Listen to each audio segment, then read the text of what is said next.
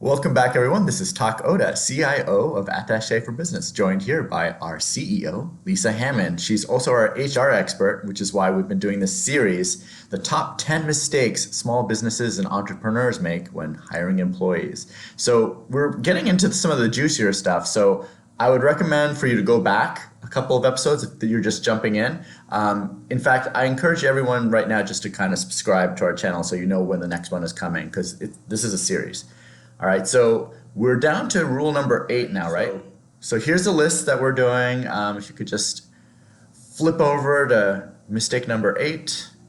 All right, not knowing the regulations, and we always joke about this because I think, oh, like this is like the least exciting part for me, but Lisa gets all excited about This is this stuff. very exciting. Yes.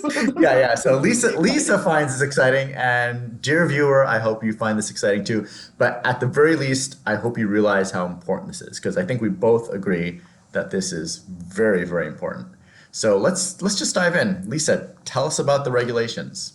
Okay, so there are five major regulators, and some are state regulators, some are federal. All states have their own regulators. There is the Department of Labor, which is federal, but then every state has their own Department of Labor. So it would be, what like for California would be dol.ca.gov. And same thing, your state, the state initials, and then .gov would get you to your state regulations. There's the Employment Development Department, which is regulated by the state. IRS is federal. ICE, the Immigration and Customs Enforcement, is federal. And then each state has their own version of the Fair Employment and Housing, which is basically the ones that regulate any EEOC Hmm. violations that there are. Gotcha. The equal opportunity stuff. Exactly. Gotcha. All right. So one thing that just pops out to me immediately is you've got these different levels of government. You've got the federal represented here, the state level, and I know there's also local regulations as well. So what do people do if there's a mismatch between what their state says and what the federal says? So there's almost always a mismatch on a number of things, especially the most important things. So, Of so course, the of federal, course. yeah, exactly, the ones that'll get you in the most trouble. So the federal, is the standard. They set the standard, but if there's a state regulation or even a city, county, parish regulation that is more stringent, then that's the one that you generally go with. Hmm. Okay, makes sense. So the rule of thumb is go with the more stringent rule to make sure. Exactly. Gotcha. All But I've right. So got it's not I've it's not hierarchy. It's what's more stringent. right, absolutely. Yeah, Gotcha. you don't think, oh, well, the federal is this, so I go with that because it's the highest level. No, actually, it may be the city is the highest level in this case because theirs is more stringent. A perfect example of that is the minimum wage Mm, regulations. right, right, Uh, right.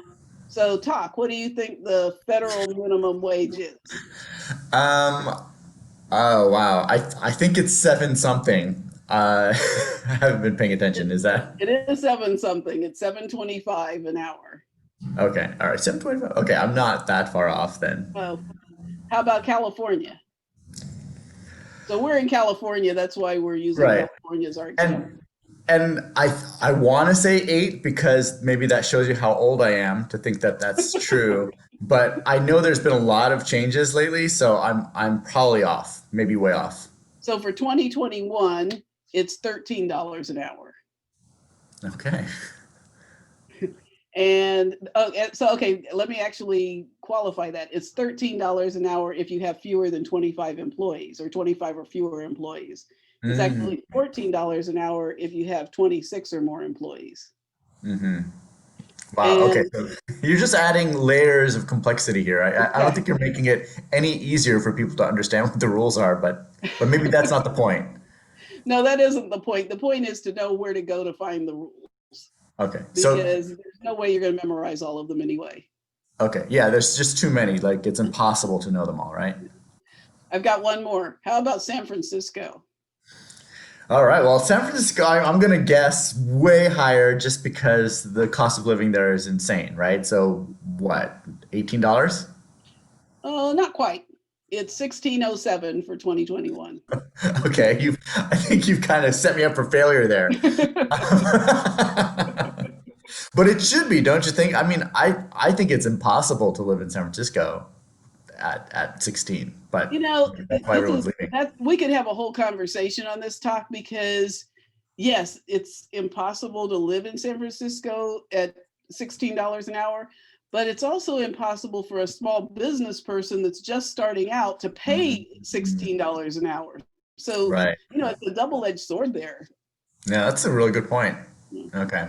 Yeah, anyway, that's not the conversation we're having today anyway. So let's keep going with the regulations. All right, so I've got another one that is interesting from a disparity between a state and a federal regulation. There are many of them that are, Mhm. but ADA is another one. And ADA is important because often the threshold between where employment law kind of jumps in and really takes place for companies is at 25 employees, sometimes at 50. But Mhm. with ADA, which is Americans with Disabilities Act, with ADA, it's looking at reasonable accommodations.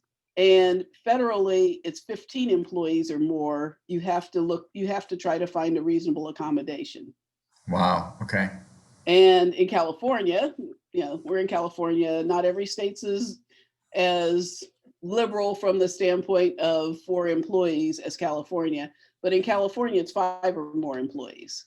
Gotcha. Gotcha. So basically, you're saying that you're probably not going to be able to memorize any of these rules, but you have to be aware that there's certain kinds of things to look for, like what's the threshold, like how many employees you have? What's the Right. threshold, like which rule takes precedent over the other one? Just understanding that those dynamics are things you need to keep an eye out for. Exactly. Got it. Um, and of course, you really want to know the difference between when you can hire somebody, and we've talked about this multiple times, when you can hire somebody as an employee versus hiring independent contractors. Right. Yeah. I mean, again, this warrants more than one video just on that topic, and it's super important, especially for those of you who are tuning in who are small business owners or just starting out, because it's yeah, we'll talk more about that, but it's very important to understand that there's so many reasons why it's important to be able to have an independent contractor if you can, and so many reasons why you shouldn't go for it if it's going to get you in a lot of trouble, because it could get you in a lot of trouble. Exactly. Yeah. Exactly. Yeah, and all of these things. I mean, there are so many of these, and so many that are important that we'll spend some time on many different regulations at different times. We don't want to make our videos too long, so people will look at them, and at the same time, we want to give the information that they need. Right. Absolutely. Yeah. So let's try to get into them without promising that we're going to hit everything because that's just We impossible. won't. I can promise But we won't hit everything. right, right. But Lisa always says like at least know when you don't know. So Yeah, we'll try to get you to that point. Right, Lisa? exactly. All right, great. Well, you heard it here. Thanks for tuning in. Like, subscribe, and we will see you to talk about rule number 7 next time. All right. See you All then. right. Yeah.